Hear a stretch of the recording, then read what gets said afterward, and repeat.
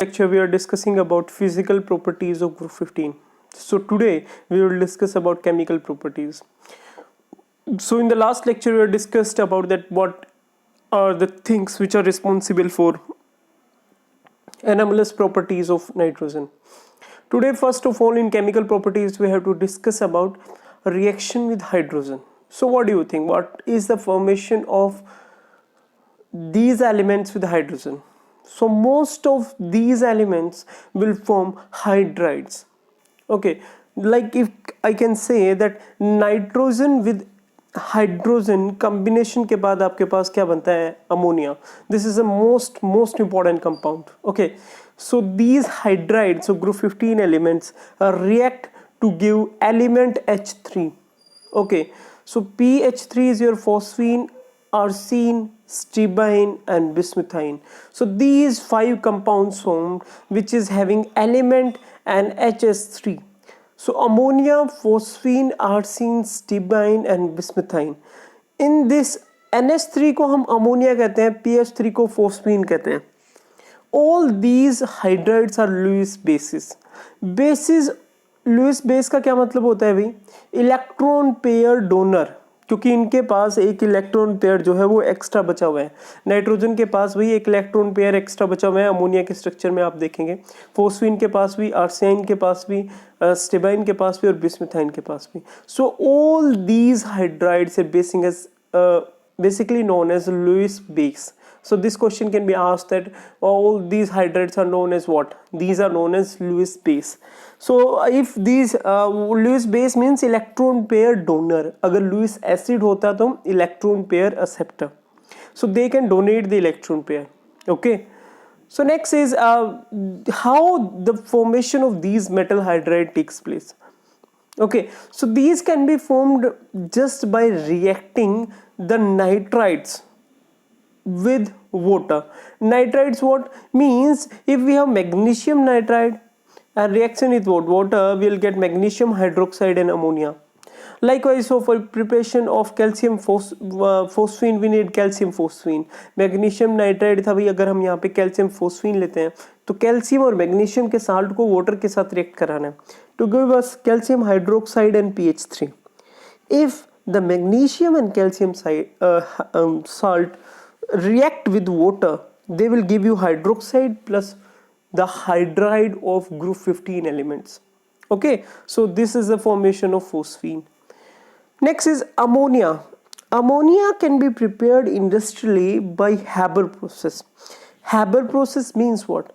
Ammonia Haber process से formation होती है जिसमें हम क्या लेते हैं? नाइट्रोजन और हाइड्रोजन गैस से अमोनिया बनता है भाई. नाइट्रोजन और हाइड्रोजन गैस को हम 1:3 रेशियो में लेते हैं. That 1:3 ratio and the catalyst used is iron and molybdenum oxide. Catalyst क्या होता है? Which can increase the rate of reaction. हमने बहुत डिटेल में 5th चैप्टर में पढ़ा है सरफेस केमिस्ट्री में that how the catalyst can increase the rate of reaction. How many types of catalysis is there? This reaction can take place at the condition of low temperature and high pressure. क्योंकि ये reaction exothermic होती है इसीलिए इस reaction को हम कम temperature पे करते हैं. The structure of these hydrides are pyramidal and hybridization is sp3. Like if I am saying that NH3 का स्ट्रक्चर भाई कैसा होता है? N एक H यहाँ पे, एक H यहाँ पे और एक H यहाँ पे और यहाँ पे आपके पास एक लोन पेयर ऑफ इलेक्ट्रॉन होता है. So these are known as pyramidal structure. और नाइट्रोजन के हाइब्रिडाइजेशन क्या होती है? sp3. आप लोगों ने जो chemical bonding and molecular structure वाला चैप्टर है उसमें हाइब्रिडाइजेशन को बहुत डिटेल में पढ़ा होगा. Next is the properties of hydride. Now we have to discuss that what are the properties of these hydrides. सबसे पहले बॉन्ड एंगल. बॉन्ड एंगल बताइए भाई क्या होना चाहिए? बॉन्ड एंगल किसका कम होना चाहिए, किसका ज़्यादा होना चाहिए? आप लोगों को पता है down the group size increase होता है. Okay, down the group size increase होता है तो बॉन्ड एंगल क्या होगा? बॉन्ड एंगल डिक्रीज होगा बिकॉज साइज बढ़ता जाएगा. हाइड्रोजन के केस में तो size of central metal increase हो रहा है. लोन पेयर एक दूसरे के पास आएंगे और वो एक दूसरे के साथ क्या करेंगे? बॉन्ड पेयर को वो रिपेल करेंगे. सो इसीलिए बॉन्ड एंगल क्या होता जाता है? डिक्रीज होता जाता है. जैसे जैसे साइज बढ़ता है वैसे वैसे देखो bond angle decreases down the group, the order of decrease the bond angle is ammonia का सबसे ज्यादा बॉन्ड एंगल होता है, बिस्मिथाइन का सबसे कम होता है। The reason behind this is when the size of central metal increases lone pair will push closer to bond pair. Bond pair lone pair क्या करते हैं, जो ऊपर लोन पेयर थे, भाई मैंने अभी स्ट्रक्चर बनाया था ये लोन पेयर, वो पुश करते हैं बॉन्ड पेयर को, और वो बॉन्ड पेयर को पुश करने से क्या हो जाता है, जैसे अगर आपके पास बिस्मिथाइन है, यहाँ पे H है, यहाँ पे H है और यहाँ पे H है, और ये आपके पास बॉन्ड लोन पेयर है, ये जैसे जैसे साइड बढ़ते हैं ये इन दोनों को पुश करते हैं, और इन दोनों को पुश करने की वजह से साइज जो एंगल है वो डिक्रीज हो जाता है। Okay, what are the basicity? Basicity का मतलब क्या होता है भाई, बेसिक करेक्टर। बेसिक करेक्टर क्या होता है कि कितना इजीली वो लोन पेयर को डोनेट कर सकते हैं। अब भाई अमोनिया सबसे ज्यादा बेसिक होता है और बिस्मिथाइन सबसे कम बेसिक होता है। Most of the reasons lie in the size. Large size होने की वजह से बिस्मिथाइन की लोन पेयर डेंसिटी क्या होती है, बिस्मिथ के पास कम होती है। अब इलेक्ट्रॉन पेयर को डोनेट करने वाला जो इजीली डोनेट कर देगा सबसे आसानी से, वो सबसे ज्यादा बेसिक रहेगा। सो बिस्मिथाइन की इलेक्ट्रॉन को लूज करने की टेंडेंसी क्या हो जाती है, कम हो जाती है जैसे जैसे साइज बढ़ता है। तो अमोनिया सबसे ज्यादा बेसिक है भी, इसीलिए अमोनिया को as in the form of urea, urea जो है जो खेतों में डाला जाता है NH2CO for giving the nitrogen to the plants, वो एसिडिक जो सोयल है उसे बेसिक करने के लिए डाला जाता है। Okay, now the stability of hydrides depends upon the comparability of size. Comparability मतलब कंपैरिजन, कंपैरिजन मतलब स्मॉलर कैटायन स्मॉलर एनायन। अगर स्मॉल आपके पास एलिमेंट है और स्मॉल साइज का हाइड्राइड है तो उसकी स्टेबिलिटी ज़्यादा रहेगी। जैसे जैसे साइज बढ़ता है बॉन्ड लेंथ बढ़ती है, और बॉन्ड लेंथ बढ़ेगी इसका मतलब बॉन्ड की स्ट्रेंथ कम होगी, और स्ट्रेंथ कम होगी तो उसको तोड़ना आसान होगा, और तोड़ना आसान तो स्टेबिलिटी क्या हो जाएगी, कम हो जाएगी।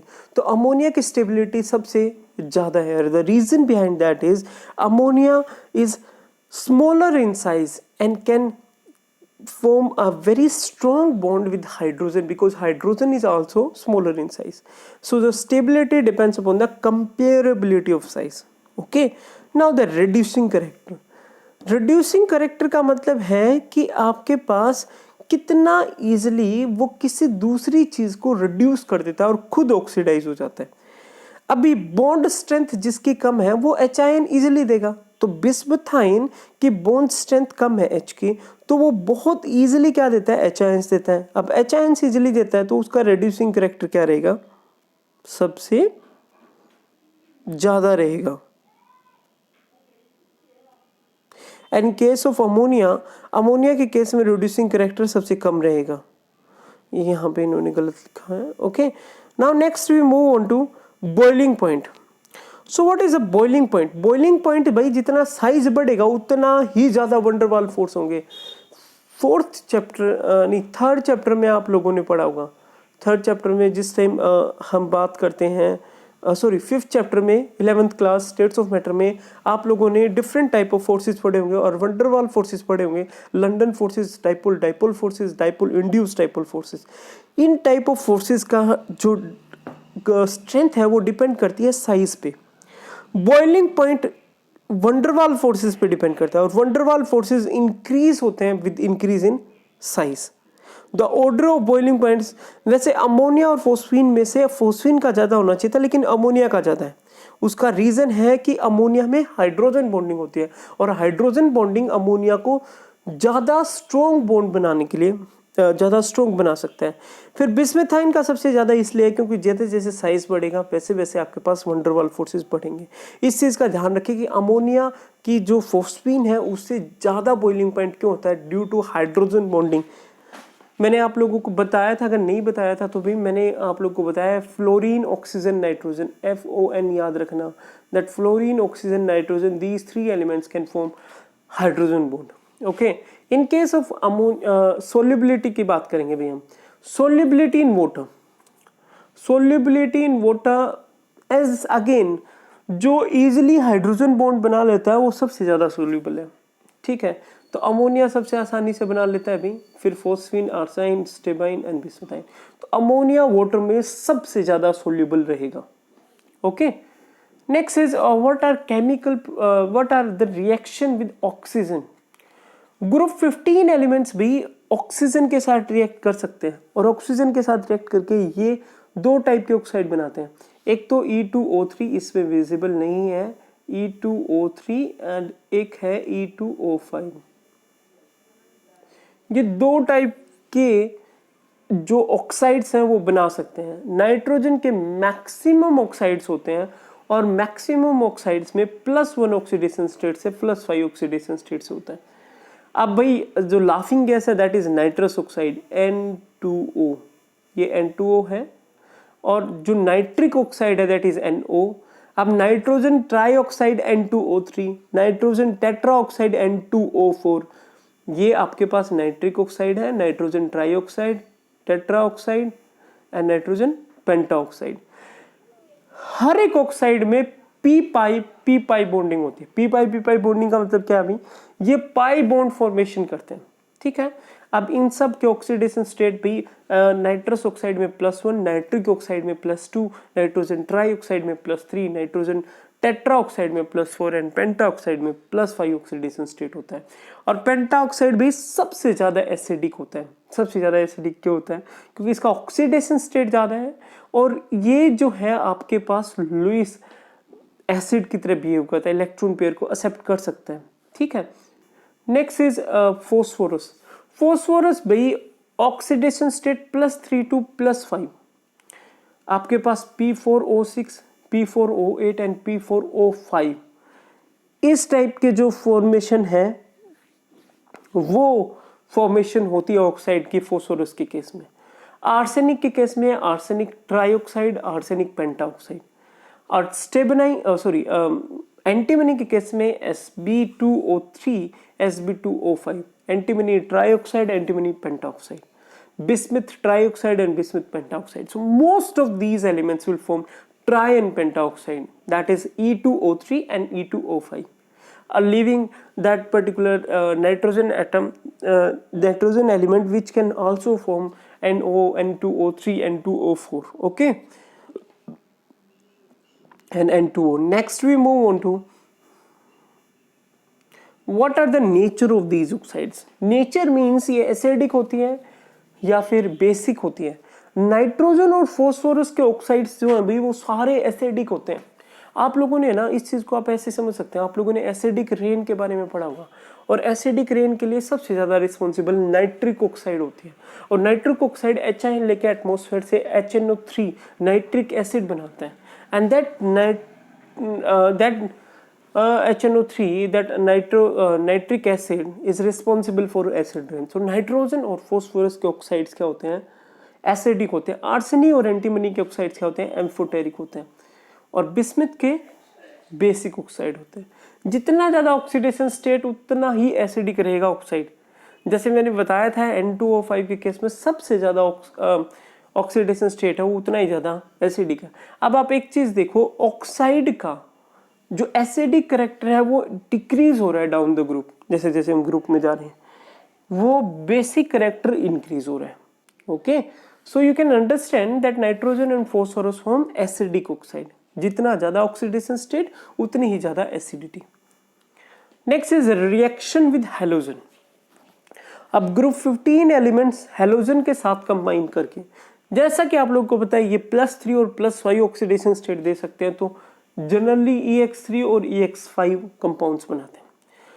नाइट्रोजन पेंटाहलाइड नहीं बनाता, ये हमने पहले भी डिस्कस करा है कि नाइट्रोजन +5 ऑक्सीडेशन स्टेट शो करता है, लेकिन नाइट्रोजन जो है वो कोवलेंसी को 4 से ज्यादा एक्सीड नहीं कर सकता, ये हमने बताया था पहले।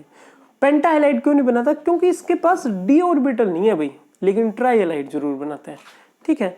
अब ट्राईहलाइड का स्ट्रक्चर क्या होता है? Distorted tetrahedral hybridization sp3, you can see NCl3। In case of NCl3 there is nitrogen, nitrogen के पास 2 है भी इलेक्ट्रॉन, टोटल वैलेंस इलेक्ट्रॉन 5 होते हैं, तो एक एक इलेक्ट्रॉन यूज हो रहा है बॉन्डिंग में, और क्लोरीन के पास 7 होते हैं, तो एक एक इलेक्ट्रॉन इसका यूज हो रहा है। So this is the structure of NCl3। Next is what are the characteristics of these trihalides. ये ट्राइहैलाइड भी कोवलेंट होते हैं, ठीक है, और डाउन द ग्रुप कोवलेंसी जो है वो डिक्रीज होती जाती है। कोवलेंसी मतलब ये आयनिक होते जाते हैं क्योंकि साइज बढ़ता है, difference between the size of anion and cation. Trihalide nitrogen के सबसे कम स्टेबल होते हैं, ठीक है, और NF3 जितने NF3 NCl3 NBr3 Ni3 ये सारे सबसे कम स्टेबल होते हैं और NF3 सबसे ज्यादा स्टेबल होता है। अब NF3 स्टेबल क्यों होता है? NF3 का स्टेबिलिटी का रीजन ये है कि नाइट्रोजन और fluorine both are electronegative compounds. Okay, so the reason behind is comparable size. Again the comparable size concept, stability में कंपेरेबल साइज सबसे इंपॉर्टेंट है भाई। नाइट्रोजन और फ्लोरीन का जो साइज है वो कंपेरेबल है। कंपेरेबल मतलब ऑलमोस्ट सिमिलर है। फॉस्फोरस, आर्सेनिक और एंटीमनी के ट्राइहैलाइड्स लुईस बेस का काम करते हैं। बेस मतलब इलेक्ट्रॉन पेयर को डोनेट करते हैं। आप एक चीज का हमेशा ध्यान रखना, अगर आपको लुईस एसिड पूछा जाता है तो एसिड मींस एक्सेप्टर, ओके, तो Lewis acid means electron pair acceptor, Lewis base मतलब electron pair donor. Down the group trihalides of group 15 stability increases. अब भाई जितने जैसे ग्रुप में जाते जाते हैं हम, ग्रुप 15 की ट्राइहैलाइड्स की स्टेबिलिटी इंक्रीज होती जाती है। क्यों? क्योंकि inert pair effect. Okay, group में जाते हैं आपके पास इनर्ट पेयर इफेक्ट का मतलब यह है कि आपका जो 2 इलेक्ट्रॉन s में थे वो बॉन्डिंग में पार्टिसिपेट नहीं करेंगे, वो एज ए अनरिएक्टिव पेयर की तरह काम करेंगे। दोनों इलेक्ट्रॉन, दो मतलब एक पेयर भाई, ठीक है। Now characteristics of pentahalides. Pentahalides का फॉर्मूला EXY होता है। हाइब्रिडाइजेशन sp3 होती है। ज्योमेट्री ट्राइगोनल बाइपिरामिडल होती है। तो phosphorus pentachloride as you can see PCl5। Okay, down the group stability pentahalides की डिक्रीज होती है। पेंटाहैलाइड्स की स्टेबिलिटी डिक्रीज होती है, ट्राइहैलाइड्स की स्टेबिलिटी इंक्रीज होती है। ये सारे लुईस एसिड का काम करते हैं। पेंटाहैलाइड्स के पास वही आपके पास एक इलेक्ट्रॉन पेयर को एक्सेप्ट करने की टेंडेंसी होती है। ट्राइहैलाइड्स लुईस बेस होते हैं, वो इलेक्ट्रॉन को डोनेट कर सकते हैं क्योंकि इलेक्ट्रॉन अवेलेबल है उनके पास, जैसे कि हमने NCl3 में देखा था। अब भाई the existence of PCl5 is a gas but in solid state it exist as. ये क्वेश्चन बहुत बारी पूछा जाता है that PCl5 as a gas exist करते हैं वैसे, लेकिन अगर सॉलिड स्टेट की बात करते हो तो PCl4 plus and PCl6 negative की तरह ये एग्जिस्ट करते हैं। Okay, next we will discuss in our next lecture. These all are like chemical properties of group 15 element in which reaction of with hydrogen and reaction with oxygen and reaction with halogens are discussed. Reaction with hydrogen will give us the hydride, reaction with reaction with oxygen will give us oxide, and reaction with halogen will give you trihalides and pentahalides. Okay, next we will discuss in our next lecture.